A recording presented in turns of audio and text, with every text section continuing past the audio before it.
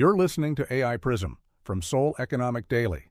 It's Thursday, May 7. I'd like to share some thoughts about real estate. Yeah, and we definitely have a lot of ground to cover today, especially with some major policy deadlines hitting the market right now. Exactly. We are looking at this approaching deadline on May 9th that is honestly reshaping the landscape for anyone investing or living here as an expat. It is the day the temporary suspension on the capital gains tax, the Jeonse surcharge for multi-homeowners officially expires. Right, and that hard deadline is forcing an absolute administrative panic. We are seeing land transaction permit filings just suddenly spike. And you need those permits to buy property in any of the regulated zones, right? Yeah, exactly.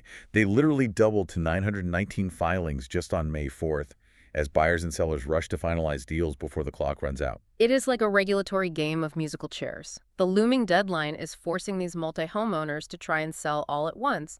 But, well, the buyer pool is largely frozen by high interest rates. Which naturally leads to a surge in distressed sales. Oh, absolutely. We are seeing units in places like Sanggi-dong sell for 660 million won, so about 471,000 US dollars. That is a massive drop for areas normally priced up to, 1.5 billion won or 1.07 million US dollars. Wow. But the mechanism driving that drop isn't just tax panic. It is a structural vulnerability in the Jeonse system. Right, the lump sum deposit rental system. Yeah. For those listening who might not be familiar, Jeonse's Korea's a unique system where the tenant gives the landlord a massive lump sum deposit instead of paying monthly rent. And as property values fall, these over-leveraged landlords, they simply do not have the liquidity to return those massive deposits at the end of the lease.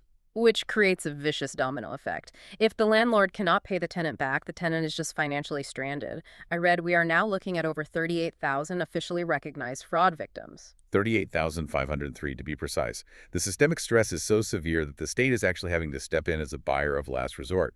The Korea Land and Housing Corporation is purchasing about 840 distressed units a month now to prevent a total market collapse. I have to push back on that strategy, though.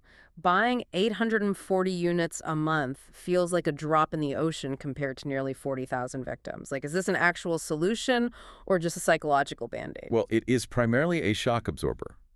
It prevents the absolute bottom from falling out of the market, but it certainly doesn't make the victims whole overnight. And this severe liquidity crisis in the housing market is creating a massive ripple effect for domestic builders, too. That makes sense, because if the urban market is frozen and cash flow is choking, how do the mid-tier construction firms survive? They don't have the capital to compete with top-tier firms for the few lucrative redevelopment projects left. They really don't.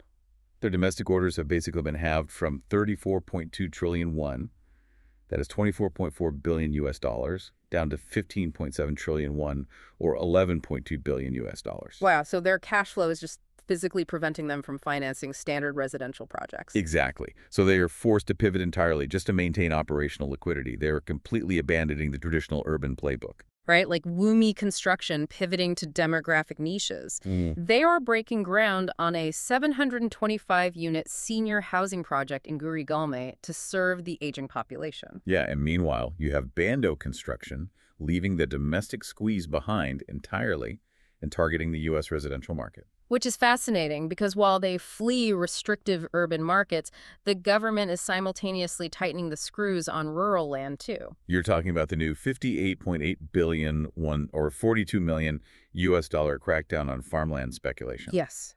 The administration is shifting from discretionary local enforcement to strict national mandates. The goal is to ensure only actual farmers own farmland and eliminate nominal ownership loopholes. Right.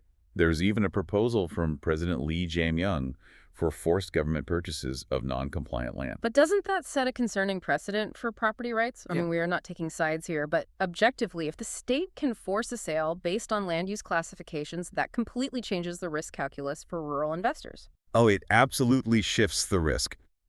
But notice the glaring contrast in the government's overall approach here.